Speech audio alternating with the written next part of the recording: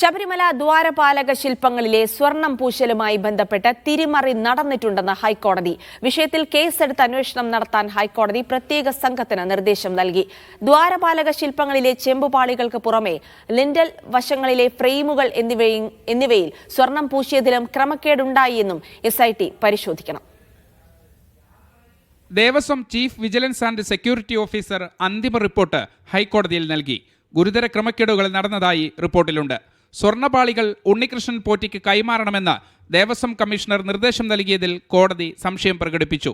ഇവ ഉണ്ണികൃഷ്ണൻ പോറ്റിക്ക് നൽകണമെന്ന് ദേവസ്വം കമ്മീഷണർ നിർബന്ധ നിലപാടെടുത്തു. ഇത്തരം നീക്കങ്ങൾ സംശയകരമാണെന്നും ക്രമക്കേട് നടന്നിട്ടുണ്ടെന്നും കോടതി പറയുന്നു. സ്വർണം ഉൾപ്പെടുന്ന ശില്പപാളി ചെമ്പുപാളിയെന്ന് എക്സിക്യൂട്ടീവ് ഓഫീസർ രേഖപ്പെടുത്തിയതിലും ദുരൂഹതയുണ്ട്.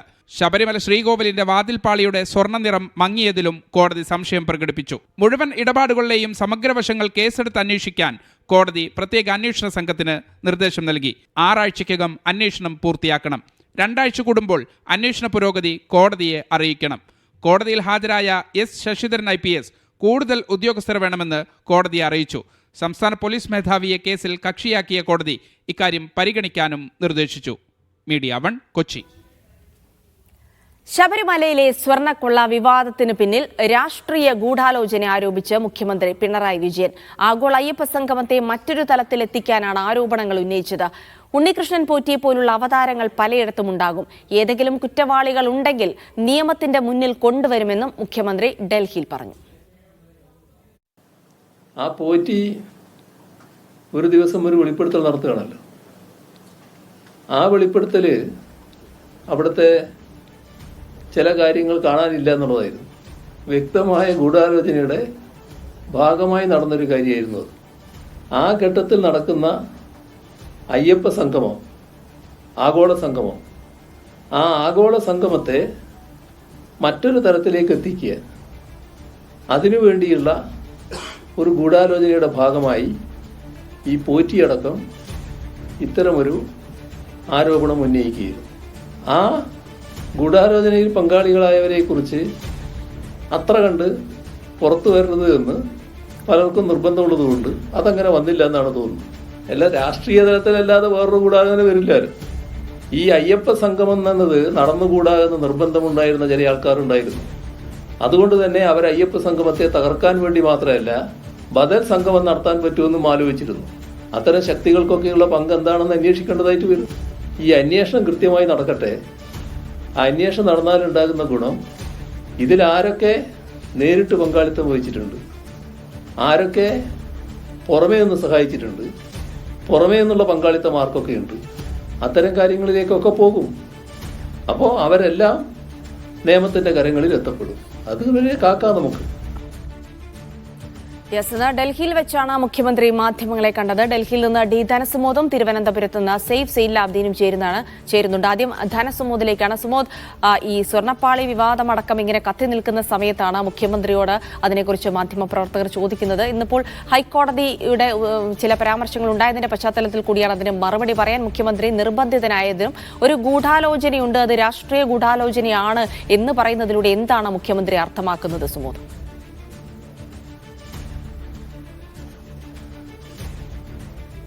സർക്കാരിന് കിട്ടേണ്ട ഒരു ക്രെഡിറ്റ് ഇല്ലാതാകുകയും ആ തരത്തിൽ സർക്കാരിന് ഒരു താറടിച്ച് കാണിക്കാൻ വേണ്ടിയുള്ള ഒരു തന്ത്രമാണ് ഇപ്പോൾ ഉണ്ടായിക്കൊണ്ടിരിക്കുന്നത്. മാത്രമല്ല, അയ്യപ്പ സംഗമം ഉണ്ടായപ്പോൾ അതിന് ബദൽ അയ്യപ്പ സംഗമം നടത്തിയ ആളുകൾ വരെ ഇവിടെയുണ്ട്. അതുകൊണ്ടാണ് ഒരു ഗൂഢാലോചന എന്നുള്ളൊരു കാര്യം അദ്ദേഹം എടുത്തു പറയുന്നത്. മാത്രമല്ല, ഇത് രാഷ്ട്രീയ ഗൂഢാലോചനയാണോ എന്ന് ചോദിച്ചപ്പോൾ ഗൂഢാലോചന രാഷ്ട്രീയമല്ലാതെ മറ്റെന്ത് എന്നുള്ളൊരു കാര്യം കൂടിയായിരുന്നു പ്രധാനമായും ചോദിച്ചിരിക്കുന്നത്. മാത്രമല്ല, ഇപ്പോൾ ഹൈക്കോടതിയും സർക്കാരും ഒരേ ദിശയിൽ തന്നെയാണ് സഞ്ചരിക്കുന്നത് എന്നുള്ളൊരു കാര്യം കൂടിയാണ് പറഞ്ഞത്.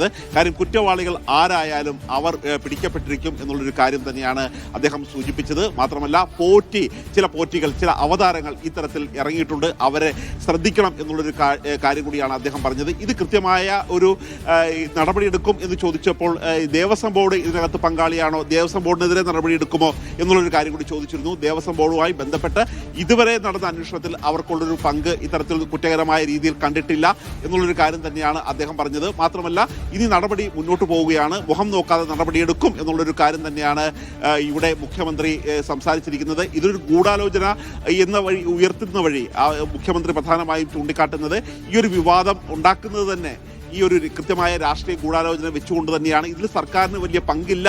ഈ തരത്തിൽ കേസ് ഉണ്ടാക്കുന്നതും ഇത്തരത്തിലുള്ള ഗൂഢാലോചനകൾ ഉണ്ടാക്കുന്നതെല്ലാം ഒരു പ്രതിപക്ഷത്തിന്റെ, അതും പ്രത്യേകിച്ച് BJPയുടെ തലയിൽ കൊടുത്തുകൊണ്ടുള്ള ഒരു വാർത്താ സമ്മേളനമാണ് ഇവിടെ മുഖ്യമന്ത്രി നടത്തിയത്. ശരി, സെയ്ഫ് സൈൻലാബ്ദീൻ കൂടെ ചേരുകയാണ്. സെയ്ഫ്, ഇന്നിപ്പോൾ പുറത്തു വന്ന വിവരങ്ങൾ, അത് ഈ സ്വർണ്ണമോഷണവുമായി ബന്ധപ്പെട്ട് ഞെട്ടിക്കുന്ന റിപ്പോർട്ടാണ് ദേവസ്വം വിജിലൻസിന്റേതായി പുറത്തു വന്നിരിക്കുന്നത്. എന്നാൽ ഇന്നിപ്പോൾ മുഖ്യമന്ത്രി മറുപടി പറഞ്ഞപ്പോൾ അതിനെ എത്രത്തോളം ഒരു ഗൗരവതരമായി കണ്ട് മറുപടി പറഞ്ഞതായി തോന്നിയില്ല. ഗൂഢാലോചന എന്ന് പറഞ്ഞുകൊണ്ട് അതിനെ മാറ്റി നിർത്താനുള്ള ശ്രമം, അപ്പോൾ തന്നെ ഉണ്ണികൃഷ്ണൻ പോറ്റിയുടെ മാത്രം പേരെടുത്ത് പറഞ്ഞുകൊണ്ട് അവിടേക്ക് മാത്രം കാര്യങ്ങൾ കൊണ്ടെത്തിക്കാനുള്ള ശ്രമം, വളരെ നേർത്ത ഒരു രാഷ്ട്രീയ ഡിഫൻസ് അല്ലേ എന്ന് മുഖ്യമന്ത്രി നടത്തിയത്? ജിൽസി, അതിനകത്ത് സംഘപരിവാറിനെ ലക്ഷ്യം വെച്ചാണ് മുഖ്യമന്ത്രി ചില പരാമർശങ്ങൾ നടത്തിയത് എന്ന് വ്യക്തമാണ്. കാരണം ആഗോള അയ്യപ്പ സംഗമം കലക്കാൻ വേണ്ടിയുള്ള നീക്കം ചില ആൾക്കാർ നടത്തി, അതിന് പകരമായി ബദൽ സംഗമം നടത്താൻ വേണ്ടിയുള്ള നീക്കം നടത്തി എന്ന് പറയുമ്പോൾ സംഘപരിവാറാണ് ബദൽ സംഗമം. ഈ 20-ാം തീയതി ആഗോള അയ്യപ്പ സംഗമം നടക്കുന്നു, 22-ാം തീയതി ബദൽ സംഗമം നടക്കുന്നു. അവരാണ് ഇതിന് പിന്നിലെന്ന ധ്വനി മുഖ്യമന്ത്രി പറഞ്ഞു വെക്കുന്നുണ്ട്. അത് ആഗോള അയ്യപ്പ സംഗമത്തെ കലക്കുക, അതിനൊപ്പം തന്നെ സംസ്ഥാന സർക്കാരിനെ പ്രതിക്കൂട്ടിൽ നിർത്തുക എന്നുള്ള ലക്ഷ്യം വെച്ചുകൊണ്ട് സംഘപരിവാർ ചെയ്തതാണ് എന്നുള്ള ധ്വനി മുഖ്യമന്ത്രി അതിനകത്ത് പറഞ്ഞു വെക്കുന്നുണ്ട്. അതിനൊപ്പം തന്നെ അതിനകത്തൊരു ഗൗരവ സ്വഭാവത്തിൽ മുഖ്യമന്ത്രി അത് കാണുന്നുണ്ടോ എന്ന് ചോദിച്ചാൽ ഹൈക്കോടതിയാണ് അതിനകത്ത് അന്വേഷണം പ്രഖ്യാപിച്ചത്, സംസ്ഥാന സർക്കാരല്ല. ഹൈക്കോടതി അന്വേഷണം പ്രഖ്യാപിച്ചു. ഹൈക്കോടതിയുടെ അന്വേഷണം പ്രഖ്യാപിച്ചതിന്റെ അടിസ്ഥാനത്തിൽ സംസ്ഥാന സർക്കാർ ഇന്നലെ തന്നെ ഉത്തരവിറക്കി. അതിനകത്ത് അന്വേഷണ സംഘത്തെ ഇന്നിപ്പോൾ ഹൈക്കോടതി വിപുലീകരിച്ചിട്ടുണ്ട്. ഇനി സംസ്ഥാന സർക്കാരിന് അതിനകത്ത് ചെയ്യാൻ കഴിയുന്ന കാര്യം 1.5 മാസത്തെ സമയമാണ് ഹൈക്കോടതി നൽകിയിട്ടുള്ളത്. അത് വേഗത്തിലാക്കുക എന്നുള്ളതാണ്. അതിനുള്ള നിർദ്ദേശം മുഖ്യമന്ത്രി തന്നെ H. വെങ്കടേഷിന് നൽകിയിട്ടുണ്ടെന്നാണ് നമുക്ക് ലഭിക്കുന്ന സൂചനകൾ. തദ്ദേശ തിരഞ്ഞെടുപ്പിന് മുമ്പ്, തദ്ദേശ തിരഞ്ഞെടുപ്പ് ഈ മാസം അവസാനം അല്ലെങ്കിൽ അടുത്ത മാസം ആദ്യത്തോടു കൂടി അത് പ്രഖ്യാപിക്കും. അതിനു മുമ്പ് ഈ അന്വേഷണം പൂർത്തീകരിക്കണം. കാരണം ശബരിമലയുമായി ബന്ധപ്പെട്ട വിഷയം അത് എല്ലാ കാലത്തും CPM-ന് തലവേദന ആയിട്ടുള്ളതാണ്. അതുകൊണ്ട് വേഗത്തിൽ അന്വേഷണം പൂർത്തീകരിച്ച് ഇതിനകത്ത് തെറ്റുകാരാരാണോ അവരെ നിയമത്തിന് മുന്നിൽ കൊണ്ടുവരിക എന്നുള്ളതാണ് ലക്ഷ്യം വെക്കുന്നത്. പിന്നീട് അവതാരങ്ങളുടെ കാര്യം പറയുന്നു. ഇങ്ങനെയുള്ള അവതാരങ്ങളെ ശ്രദ്ധിച്ചിരിക്കേണ്ടതാണ് എന്നുള്ള വാചകം പറയുക വഴി അന്ന് ചില ജാഗ്രത കുറവുണ്ടായിട്ടുണ്ട് എന്ന് മുഖ്യമന്ത്രി പറയാതെ പറഞ്ഞു വെക്കുകയും ചെയ്യുന്നുണ്ട്. ജിൽസി, ശരി, സെയ്ഫ് സൈൻലാബ്ദീനാണ് വിവരങ്ങൾ നൽകിയത്. ശബരിമലയിലെ സ്വർണ്ണപ്പാളി മോഷണം അന്വേഷിക്കണമെന്ന കോടതി ഉത്തരവ് സർക്കാരിന് കനത്ത തിരിച്ചടിയാണെന്ന് പ്രതിപക്ഷ നേതാവ്. ഉണ്ണികൃഷ്ണൻ പോറ്റിയെ പിടികൂടിയാൽ പല CPM നേതാക്കളും അകത്താകും. നടപടിക്രമങ്ങളെല്ലാം കാറ്റിൽ പറത്തിയാണ് A. പത്മകുമാറിന്റെ മകനെ യോഗദണ്ഡിന്റെ അറ്റകുറ്റപ്പണിക്കായി ചുമതലപ്പെടുത്തിയതെന്നും VD സതീശൻ പറഞ്ഞു. കേരളത്തിലെ പ്രതിപക്ഷം കഴിഞ്ഞ ഒരാഴ്ചയായി പറഞ്ഞുകൊണ്ടിരിക്കുന്ന കാര്യങ്ങൾക്കാണ് ബഹുമാനപ്പെട്ട കോടതി അടിവരയിട്ടിരിക്കുന്നത്. അത് ആശ്വാസകരമായ ഒരു വിധിയാണ്. യോഗദണ്ഡും രുദ്രാക്ഷമാലയും സ്വർണം ചേർക്കാൻ വേണ്ടിയിട്ട് കൊടുത്തിരുന്നത് ദേവസ്വം ബോർഡിൻ്റെ പ്രസിഡന്റിൻ്റെ മകന് തന്നെയാണ് കൊടുത്തിരിക്കുന്നത്. അപ്പോൾ നമുക്ക് മനസ്സിലാക്കേണ്ടത് എന്ത് നടപടിക്രമമാണ് അവിടെ ഉള്ളത്. നിലവിലുള്ള പ്രൊസീജിയർ മുഴുവൻ, നടപടിക്രമങ്ങളെ മുഴുവൻ കാറ്റിൽ പറത്തിക്കൊണ്ടാണ് ഇതുവരെ ഇതെല്ലാം ചെയ്തുകൊണ്ടിരുന്നത്. അതാണ് വ്യക്തമാകുന്നത്. ഉണ്ണികൃഷ്ണൻ പോറ്റിയെ പിടിച്ച ഉണ്ണികൃഷ്ണൻ പോറ്റി മാത്രമല്ല, ഒരുപാട് CPM നേതാക്കളാത്തു, സംശയമൊന്നും വേണ്ട. ഉണ്ണികൃഷ്ണൻ പോറ്റി ചെന്നൈയിൽ സ്വർണം പൂശാൻ എത്തിച്ചത് പുതിയ ചെമ്പ് പാളിയെന്ന് മൊഴി. സ്വർണം പൊതിഞ്ഞവായിരുന്നില്ല, കാലപ്പഴക്കവും ഉണ്ടായിരുന്നില്ലെന്നും സ്മാർട്ട് ക്രിയേഷൻ CEO പങ്കജ് ഭണ്ഡാരിയുടെ മൊഴി. ഇതോടെ ചെന്നൈയിലെത്തും മുൻപ് ദ്വാരപാലക ശില്പപാളികൾ വിറ്റിരിക്കാമെന്ന് ദേവസ്വം വിജിലൻസിന്റെ വിലയിരുത്തൽ. ശബരിമല യോഗദണ്ഡിലും രുദ്രാക്ഷമാലയിലും സ്വർണം കെട്ടിയതിലും ദുരൂഹത.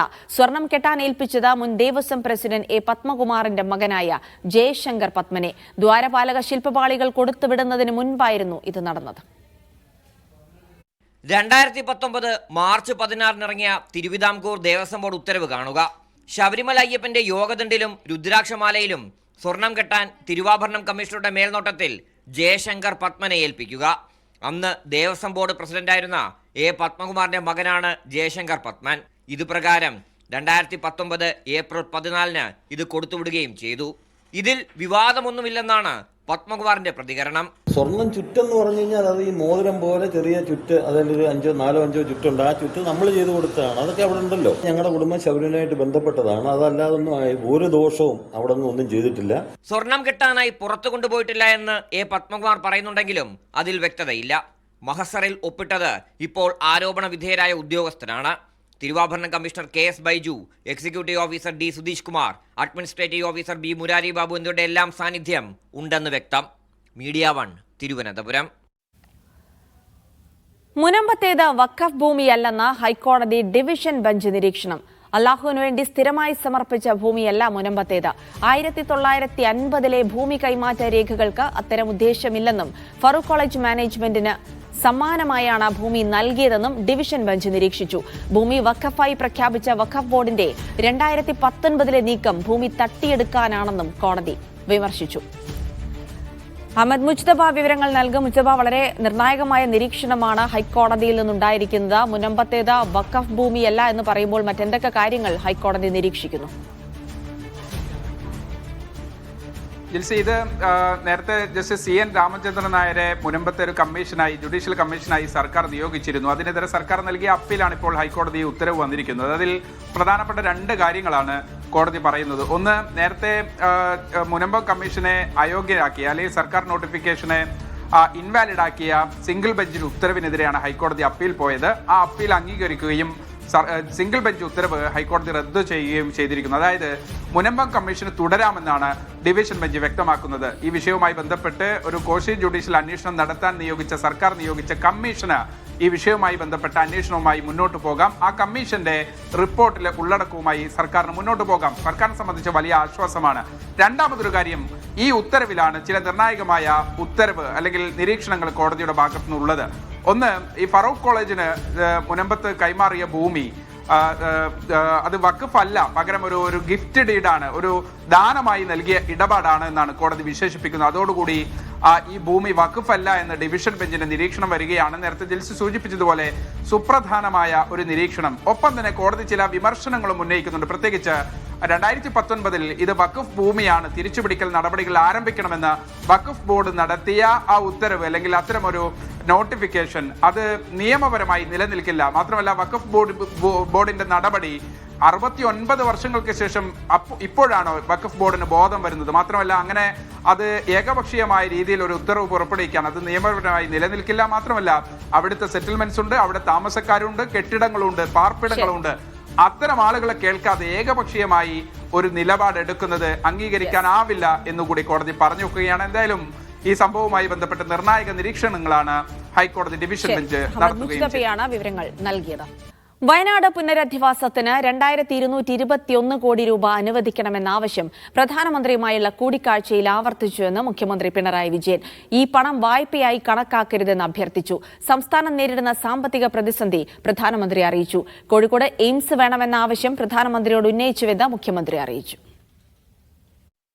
മുണ്ടക്കൈ ചൂരൽമല ദുരന്തബാധിതരുടെ പുനരധിവാസം അതിന് NDRF-ൽ നിന്ന് 2221 കോടി രൂപ ഗ്രാന്റ് അനുവദിക്കണമെന്ന ആവശ്യം പ്രധാനമന്ത്രിയുടെ അടുത്ത് ആവർത്തിക്കുകയുണ്ടായി.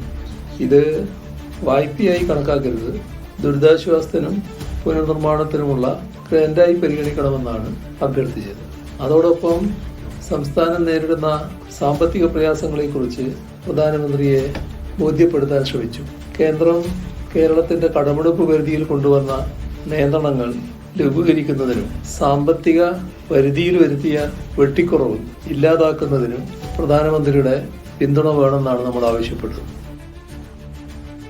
കോഴിക്കോട് കിനാലൂരിൽ നമ്മൾ സ്ഥലം കണ്ടെത്തിയിട്ടുണ്ട്. അവിടെ എയിംസ് സ്ഥാപിക്കുക എന്നുള്ള ആവശ്യം. ഇത് നേരത്തെ എയിംസിന് വേണ്ടി 4 സ്ഥലങ്ങൾ സംസ്ഥാന സർക്കാർ നിർദ്ദേശിച്ചിരുന്നു. അപ്പോൾ കേന്ദ്ര ഗവൺമെൻറ് സംസ്ഥാനത്തോട് പറഞ്ഞു, നിങ്ങൾ 4 എണ്ണമായി പറഞ്ഞാൽ ശരിയാവില്ല, ഒരു സ്ഥലം പറയണം. അങ്ങനെയാണ് കോഴിക്കോട് എന്ന് സംസ്ഥാന സർക്കാർ നിർദ്ദേശിച്ചത്. അപ്പോൾ കോഴിക്കോട് എയിംസ് സ്ഥാപിക്കുന്നത് ബോഡി ഷേമിംഗ് പരാമർശം ന്യായീകരിച്ച് മുഖ്യമന്ത്രി പിണറായി വിജയൻ. നജീബ് കാന്തപുരത്തെക്കുറിച്ചായിരുന്നില്ല തന്റെ പരാമർശം, ആരോഗ്യമില്ലാത്ത മറ്റൊരാളെയാണ് ഉദ്ദേശിച്ചതെന്ന് മുഖ്യമന്ത്രി പറഞ്ഞു. 8 എന്ന് പറയുന്നത് ഒരു നാടൻ പ്രയോഗമാണ്. ഈ 8 അട്ടി വെച്ച് അത്രയും പറഞ്ഞാൽ എന്താ അർത്ഥം? അതൊരു കാറ്റ് വന്നാൽ തന്നെ വീണുപോകും. മനസ്സിലാക്കണം. ഇവിടെ എന്താ സംഭവിക്കുന്നത്? ഞാൻ ഇരിക്കുമ്പോൾ കാണുകയാണ് ഈ ഭാഗത്ത് അവിടെയുള്ള വാച്ച് ആൻഡ് വാർഡ് ഇങ്ങനെ നിൽക്കുമ്പോൾ അവരെ പോയി ഒരു വനിതാ വാച്ച് ആൻഡ് വാർഡിനെ തള്ളുകയാണ്, ബലമായിട്ട് തള്ളുകയാണ്. മറ്റൊന്ന് കാണുന്നത് ഈ വാച്ച് ആൻഡ് വാർഡിനെ ഇങ്ങനെ അമർന്നിരുന്നു കൊണ്ട് പിടിച്ച് വലിക്കുകയാണ് ഇങ്ങോട്ട്. ആ ചെയ്യുന്നത് നല്ല ആരോഗ്യമുള്ളയാണ് ആദ്യം ചെയ്യുന്നത്. പിന്നെ ചെയ്യുന്നത് ഒരാൾ ആരോഗ്യം തീരെ ഇല്ലാത്ത ഒരാളാണ്. അയാളാണ് ഈ പറഞ്ഞ ഒരു ഊതിയാൽ വീണു പോകുന്നയാളാണ്. എയ്ഡഡ് സ്കൂളുകളിലെ ഭിന്നശേഷി സംവരണത്തിൽ സഭയും സർക്കാരും രണ്ട് തട്ടിലായിരിക്കെ ഡൽഹിയിലെ സംസ്ഥാന സർക്കാർ പ്രതിനിധി KV തോമസ് സിറോ മലബാർ സഭ ആസ്ഥാനത്തെത്തി. കൊച്ചി കാക്കനാട്ടെ സഭാ ആസ്ഥാനത്തെത്തിയ KV Thomas major archbishop Raphael തട്ടിലുമായി കൂടിക്കാഴ്ച നടത്തി. ഭിന്നശേഷി സംവരണം ഉൾപ്പെടെയുള്ള വിഷയങ്ങളിൽ വൈകാതെ പ്രശ്നപരിഹാരമുണ്ടാകുമെന്ന് KV തോമസ് പറഞ്ഞു. മുഖ്യമന്ത്രിയുടെ ദൂതനായല്ല കൂടിക്കാഴ്ചയെന്നും വ്യക്തിപരമാണെന്നും KV തോമസ് പ്രതികരിച്ചു. നടന്മാരുടെ വീടുകളിലെ ED റെയ്ഡിനെതിരെ കേന്ദ്രമന്ത്രി സുരേഷ് ഗോപി. റെയ്ഡ് സ്വർണ്ണപ്പാളി വിവാദം മുക്കാനാണെന്നും 2 സിനിമാക്കാരെ വലിച്ചിഴയ്ക്കുന്നത് ഇതിനു വേണ്ടിയാണെന്ന സംശയമുണ്ടെന്നും സുരേഷ് ഗോപി പറഞ്ഞു. കേന്ദ്രമന്ത്രിയായതിനാൽ ഇപ്പോൾ കൂടുതൽ പറയുന്നില്ലെന്നും അദ്ദേഹം പറഞ്ഞു. ദുൽഖർ സൽമാൻ, പൃഥ്വിരാജ് ഉൾപ്പെടെയുള്ള ആളുകളുടെ വീടുകളിലെ ED റെയ്ഡിന് പിന്നാലെയാണ് പരാമർശം.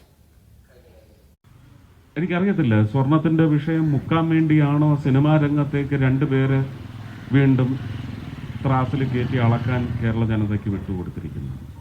അതിനെ സംബന്ധിച്ച് NIA, ED എല്ലാം പരിശോധിക്കുകയും അന്വേഷിക്കുകയും വളരെ വളരെ ഇൻറ്റൻസിഫൈഡ് ആയിട്ടുള്ളൊരു ഇൻവെസ്റ്റിഗേഷൻ നടക്കുന്നത് കൊണ്ട് കേന്ദ്ര മന്ത്രിസഭയിലിരുന്നു കൊണ്ട് ഞാൻ അതിനെക്കുറിച്ചൊന്നും പറയാൻ പാടില്ല. MSFനെതിരായ KSUവിന്റെ വർഗീയ പരാമർശത്തിൽ രൂക്ഷ പ്രതികരണവുമായി മുസ്ലിം ലീഗ് നേതാക്കൾ. KSUവിന്റെ മതേതര സർട്ടിഫിക്കറ്റ് തങ്ങൾക്ക് വേണ്ടെന്ന മുസ്ലിം ലീഗ് കൊടുവള്ളി മണ്ഡലം ജനറൽ സെക്രട്ടറി KK ഖാദർ പ്രതികരിച്ചു. അതേസമയം മതേതരത്വം ജയിച്ചു എന്നത് MSFനെ ഉദ്ദേശിച്ചല്ലെന്ന വിശദീകരണവുമായി യൂത്ത് കോൺഗ്രസ് നേതാവ് രംഗത്തെത്തി. ഇന്ദിരയുടെ പേരക്കുട്ടികൾക്ക് ഈ അശാന്തിയുടെ കാലത്ത് തണലേകിയ ഞങ്ങളുടെ മതേതരത്വത്തിന് നിങ്ങളുടെ പുതിയ സർട്ടിഫിക്കറ്റ് ആവശ്യമില്ലെന്നായിരുന്നു KSUവിനുള്ള മുസ്ലിം ലീഗ് കൊടുവള്ളി മണ്ഡലം സെക്രട്ടറി KK ഖാദറിന്റെ മറുപടി. അവിവേകം തിരുത്തിയില്ലെങ്കിൽ കലാലയങ്ങളിൽ നീലക്കൊടി കാണാൻ ഭൂതക്കണ്ണാടി മതിയാകില്ലെന്ന മുന്നറിയിപ്പുമായി യൂത്ത് ലീഗ് നേതാവും രംഗത്തെത്തി. വരച്ചുവെച്ച അശ്ലീലങ്ങൾക്ക് പറയിപ്പിക്കേണ്ടവരെ കൊണ്ട് മറുപടി പറയിപ്പിച്ചിരിക്കുമെന്നും യൂത്ത് ലീഗ് കൊടുവള്ളി മണ്ഡലം ജനറൽ സെക്രട്ടറി നസീഫ് കൊടുവള്ളി ഫേസ്ബുക്കിലൂടെ പ്രതികരിച്ചു. MSFും KSUവും നേരിട്ട് മത്സരിച്ച കൊടുവള്ളി KMO കോളേജിലെ തെരഞ്ഞെടുപ്പ് വിജയത്തിന് പിന്നാലെ MSFനെതിരെ KSU ഉയർത്തിയ വർഗീയ പരാമർശമടങ്ങിയ ബാനറിനെ ചൊല്ലിയാണ് വിവാദം കനക്കുന്നത്. MSF തോറ്റു, മതേതരത്വം ജയിച്ചു എന്നായിരുന്നു ബാനറിലെ വാക്യങ്ങൾ. ഇത് വിവാദമായതിനു പിന്നാലെ MSFനെ വർഗീയമായി ചിത്രീകരിക്കാനല്ല ബാനർ ഉയർത്തിയതെന്ന വിശദീകരണവുമായി യൂത്ത് കോൺഗ്രസ് നേതാക്കൾ രംഗത്തെത്തി. MSF തോറ്റുള്ള ഒറ്റ ലൈനാണ്. MSFോട് പരാജയപ്പെട്ടു. മതേതരത്വം ജയിച്ചു. ഞങ്ങളാണ് മതേതരത്വം. കോൺഗ്രസ് KSU ആണ് മതേതരത്വം കാണുന്നത്. ഞങ്ങൾ മതേതരത്വം ജയിച്ചു. ഞങ്ങൾ ഐഡിയോളജി ഞങ്ങളവിടെ കാണിച്ചു. അതിലൊരു തെറ്റ് ഞാനവിടെ കാണുന്നില്ല. കൊടുവള്ളി UDFനകത്തെ പ്രാദേശിക തർക്കങ്ങളാണ് കോളേജ് യൂണിയൻ തെരഞ്ഞെടുപ്പിലെ വിവാദങ്ങൾക്ക് പിന്നിലെന്നാണ് സൂചന. മീഡിയ 1 കോഴിക്കോട്. പാലക്കാട് MES കല്ലടി കോളേജിലെ KSU യൂണിറ്റ് കമ്മിറ്റി പിരിച്ചുവിട്ടു. നേതൃത്വത്തിന്റെ അറിയിപ്പ് മറികടന്ന് SFIക്ക് വോട്ട് ചെയ്തതിലാണ് നടപടി. KSU 3 ജനറൽ സീറ്റിലും മറ്റ് ജനറൽ സീറ്റുകളിൽ MSFും മത്സരിക്കുക എന്നതായിരുന്നു UDSF ധാരണ. എന്നാൽ ഒരു ജനറൽ സീറ്റിലേക്കും KSU പ്രവർത്തകർ നോമിനേഷൻ നൽകിയില്ല. SFI ഫ്രറ്റേണിറ്റി സഖ്യമായാണ് മത്സരിച്ചത്. ജനറൽ ക്യാപ്റ്റൻ സ്ഥാനത്തേക്ക് ഫ്രറ്റേണിറ്റി മൂവ്മെന്റിന്റെ അഷ്ഫാഖ് അഹമ്മദ് വിജയിച്ചു. ഈ സീറ്റിൽ SFI മത്സരിക്കാതെ ഫ്രറ്റേണിറ്റിയെ പിന്തുണച്ചു. മറ്റ് ജനറൽ സീറ്റുകളിൽ ഫ്രറ്റേണിറ്റി SFIക്ക് വോട്ട് നൽകി.